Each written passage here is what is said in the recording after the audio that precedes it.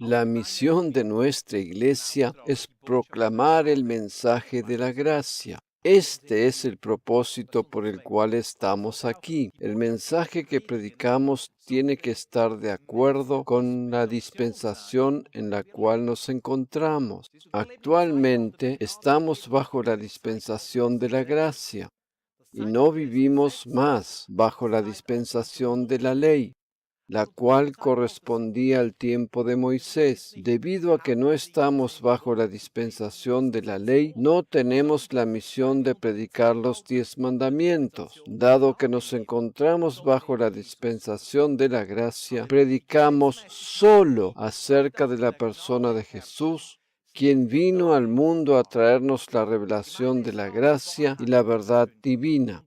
Predicamos acerca de la gracia y la verdad por medio del mensaje de la gracia. Gracia y verdad son una y la misma cosa. Gracia y verdad son una y la misma cosa. Alabado sea el Señor. Podría decir, creo sin temor a equivocarme, que de todos los mensajes que podemos predicar, no hay ninguno más poderoso que el que habla de la revelación del amor del Padre Celestial, el cual da descanso y reposo al corazón humano. Precisamente en la enseñanza del día de la fecha, deseo referirme a cómo encontrar descanso en el seno del Padre. ¡Aleluya! Antes de poder hallar ese reposo, tenemos que conocer verdaderamente al Padre. En el pasaje de 1 Corintios 8, versículos 5 y 6, el apóstol Pablo nos habla precisamente acerca de lo que esto significa. Pues, aunque haya algunos que se llamen dioses, sea en el cielo o en la tierra, como hay muchos dioses y muchos señores, para nosotros, sin embargo, solo hay un Dios, el Padre, del cual proceden todas las cosas. Nosotros somos para Él y un Señor, Jesucristo, por medio del cual son todas las cosas, y nosotros por medio de Él. Pablo nos dice que hay muchos llamados dioses sobre la tierra. Sin embargo, nos dice también que hay un solo Padre. Este Dios Padre es nuestro Padre Celestial. Amén. En el mundo hay infinidad de religiones y cada una de ellas tiene varios dioses, pero hay un solo Dios que puede ser llamado Padre. Amén. Y este es nuestro Padre Celestial. Y este es nuestro Padre Celestial. Lo único importante en la vida es conocer a nuestro Padre Celestial. Es posible que aún el Dios verdadero sea solamente Dios para el mundo, pero no para nosotros los creyentes. ¡Aleluya! Él es nuestro Padre. El mundo conoce a muchos dioses, pero nosotros, los creyentes, conocemos al Padre, y esto es lo que establece la diferencia. Todos nosotros, sus hijos, quienes tenemos el privilegio de llamarlo Padre, deseamos conocerle como tal y no solamente como Dios. ¿Cuál es la razón por la que deseamos conocer al Padre Celestial? Porque Él desea tener una relación íntima con nosotros. Él desea tener relación con sus hijos. Cuando conocemos a Dios como nuestro Padre Celestial, nuestro corazón se ensancha. Para nosotros, sus hijos, Dios no es nuestro juez, sino nuestro Padre Celestial. Y esta es la esencia del pasaje que acabamos de leer. Jesús vino a este mundo para revelarnos precisamente a su Padre. Por esa razón, el Evangelio de Juan está lleno de pasajes que hablan de Dios como su Padre. Está lleno de pasajes que hablan de Dios como su Padre. En el capítulo 17 de dicho Evangelio, en el versículo 6, leemos las palabras de Jesús cuando dice lo siguiente en relación a su Padre: He manifestado tu nombre a los hombres que del mundo me diste. Tuyos eran y me los diste y han guardado tu palabra. ¿Qué es lo que Jesús manifestó o reveló a los seres humanos? La verdad acerca de Dios como Padre. ¡Aleluya! El Evangelio de Juan habla precisamente de esto. Esta revelación del nombre de Dios como Padre era desconocida en el Antiguo Testamento. Si bien en el Antiguo Testamento encontramos algunos pasajes que se refieren a Dios como Padre, esta revelación estaba velada para la mayoría del pueblo de Israel. En realidad, casi nadie le conocía como tal. El pueblo de Israel conocía solo a Dios, pero no eran conscientes de que Él es Dios Padre, de que Él es Dios Padre. Y esta es precisamente la revelación que Jesús trajo consigo cuando vino a la tierra. Él reveló a la humanidad la esencia misma de su Padre Celestial. Jesús dijo que Él no hacía nada por sí mismo, sino aquello que veía hacer a su Padre, ni hablaba sus propias palabras, sino aquellas que oía decir a su Padre. Él dijo incluso que Él y su Padre son uno. Jesús no hablaba de Dios, sino de su Padre. Él vino a traernos la revelación de una relación personal con el Padre Celestial. El Evangelio de Juan tiene como propósito principal mostrarnos precisamente dicha revelación. ¡Aleluya! Jesús reveló a la humanidad el nombre de Dios como Padre. Cuando Jesús estaba orando en el huerto de Getsemaní, antes de la crucifixión, lo hizo de una manera muy especial. Tenemos que entender que en aquel momento crucial, en el momento en que se enfrentaba al mayor desafío de su vida, le dijo a Dios: Padre, sea hecha tu voluntad y no la mía. En este momento tan crucial, Jesús oró de una manera diferente a la que lo hacía habitualmente. Cuando Jesús le dijo a su Padre que si fuera posible pasara de él esa copa amarga de sufrimiento, estuvo pronunciando una oración completamente diferente a las que había hecho antes. Permíteme mostrarte ahora el motivo por el cual Jesús oró de esa manera. En Marcos 14, versículos 34 al 36, encontramos la razón. Y les dijo: Mi alma está muy triste hasta la muerte. Quedaos aquí y velad. Yéndose un poco adelante, se postró en tierra y oró que si fuese posible pasase de él aquella hora. Recordemos que este era el momento más crucial de su vida, y decía: Abba, Padre, todas las cosas son posibles para ti. Aparta de mí esta copa, mas no lo que yo quiero, sino lo que tú. Jesús no había mencionado nunca la palabra Abba antes de ese momento. Esta es la primera vez en que él se refirió a su Padre como Abba. Abba, Padre. Abba, Padre, todas las cosas son posibles para ti. Aparta de mí esta copa, mas no lo que yo quiero, sino lo que tú. Hay una palabra hebrea que aparece solo en 3 ocasiones en toda la Biblia, la cual no ha sido traducida, y es la palabra Abba. El pasaje que acabamos de considerar se encuentra en el Nuevo Testamento, y como ya sabemos, este fue escrito originalmente en griego.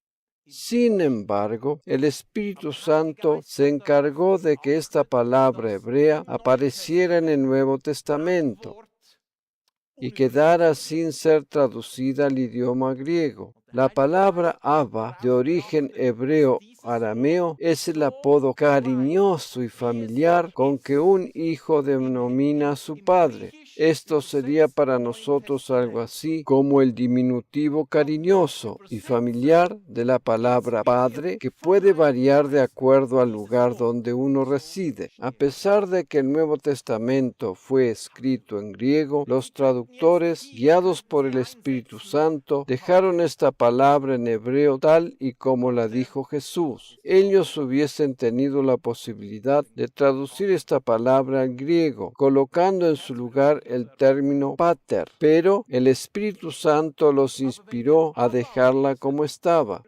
Precisamente el término Abba, la denominación cariñosa y familiar que un hijo le da a su padre, es el que llega más profundamente a nuestro corazón. El término padre, propiamente dicho, se utiliza de manera más formal. Por ejemplo, cuando mis hijos están en público y se refieren a mí delante de otras personas, utilizan el término formal padre. Pero cuando estamos en casa, ya sea cuando estamos comiendo o se van a acostar o cuando hablamos de fútbol, me llaman cariñosamente papi o papito. Dicho término cariñoso implica una relación personal y cercana. De la misma manera, yo como padre utilizo también un apodo cariñoso para hablar con mis hijos cuando estamos en la intimidad de nuestro hogar. Creo que todos nosotros conocemos la situación, ¿verdad? En la intimidad del hogar les hablamos a los miembros más cercanos de nuestra familia por medio de sus apodos cariñosos. Dichos apodos cariñosos son el indicativo de una relación personal, cercana e íntima. Cuando Jesús oró en el Getsemaní, en la hora más crucial de su existencia, utilizó precisamente el apodo cariñoso Abba para dirigirse a su Padre. Esto nos muestra que cuando estamos atravesando una crisis, no tenemos necesidad de hacer oraciones formales, rituales o preelaboradas, sino que debemos orar desde lo íntimo de nuestro corazón a nuestro Abba celestial. En los momentos cruciales de nuestra vida, cuando no sabemos qué hacer, cuando no encontramos la salida, cuando nos sentimos derrotados, cuando hemos llegado al punto más bajo, no tenemos que hacer oraciones formales a un Dios lejano e impersonal, sino expresar las palabras que salen de nuestro corazón a nuestro querido y amado Abba. En esos casos, las oraciones preelaboradas, ya sea que estén escritas en un libro o que haya formulado alguna persona importante, no sirven para nada. En situaciones difíciles, podemos ir a nuestro Padre Celestial diciéndole simplemente Abba. Ya por el hecho de pronunciar esta palabra, comienza a producirse el cambio. En el momento en que decimos Abba, nos sentimos reconfortados y cargados en sus amantes brazos y por lo tanto nos tranquilizamos y entramos en el reposo. Amén. Mientras estaba preparando este mensaje, el Señor habló a mi corazón, diciéndome lo siguiente: mientras mis hijos no me vean como su padre, Abba, y mientras no se vean a ellos mismos en la posición de hijos, no podrán entrar en el verdadero reposo. Esto es lo que hace la diferencia entre el Antiguo y el Nuevo Testamento. En el Antiguo Testamento, Moisés es denominado siervo. Cuando escuchamos la palabra siervo, pensamos automáticamente en trabajo. Al escuchar que somos siervos de Dios, pensamos automáticamente que tenemos que hacer mérito para agradarle, hacer algo para alcanzar la salvación, etc. La posición de siervo está asociada siempre con trabajo y esfuerzo. Lamentablemente hay muchos muchos creyentes que se ven a sí mismos en la posición de siervos y por eso se esfuerzan sobremanera para llevar a cabo correctamente la misión que Dios les ha encargado y para, de esa manera, poder satisfacerlo. Esto proviene de la ley. Sin embargo, en el nuevo pacto de la gracia, se trata de una relación personal e íntima entre el Padre y sus hijos. Amén.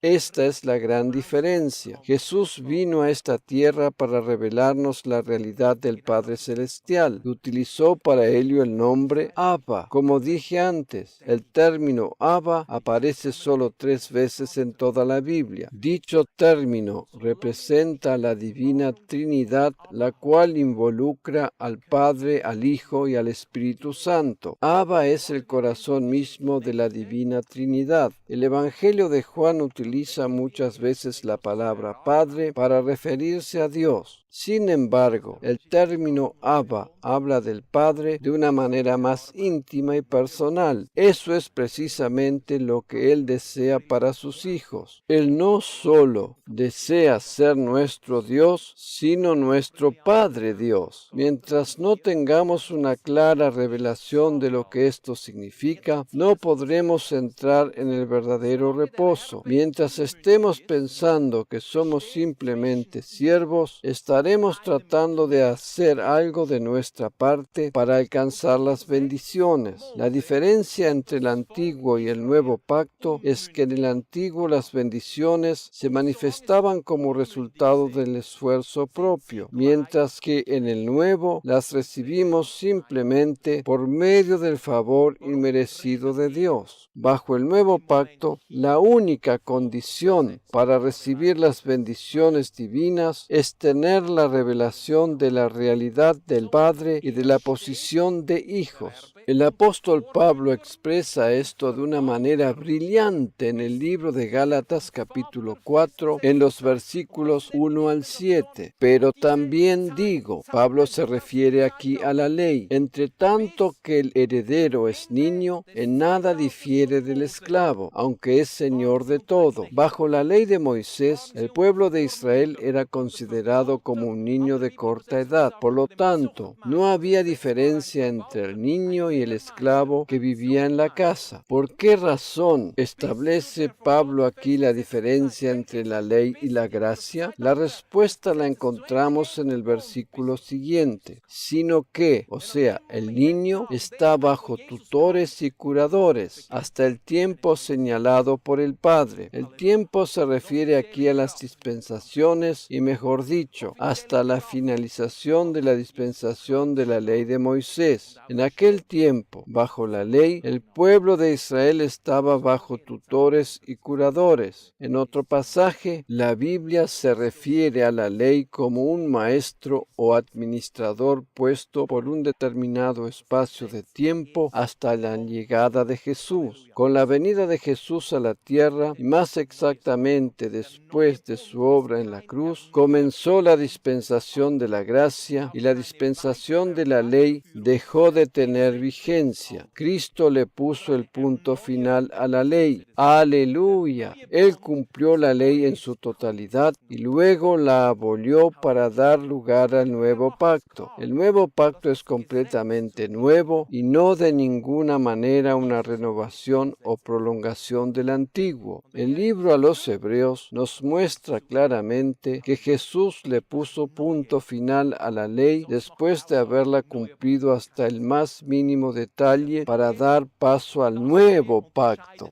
¡Aleluya! Si no fuera así, no tendría sentido el nombre del nuevo pacto. Lo nuevo es completamente diferente a lo viejo. Amén. El nuevo pacto es el nuevo vino en nuevos odres. El nuevo pacto en Cristo es el que marca la diferencia. Siempre que leamos la Biblia, debemos hacerlo desde la perspectiva de la cruz y establecer la diferencia si lo que estamos leyendo pertenece al tiempo antes de la cruz o al tiempo después de ella. Recién cuando establecemos esta diferencia, podemos encontrar las respuestas claras. Antes de la obra de la cruz, las cosas eran completamente diferentes en relación al tiempo después de la cruz.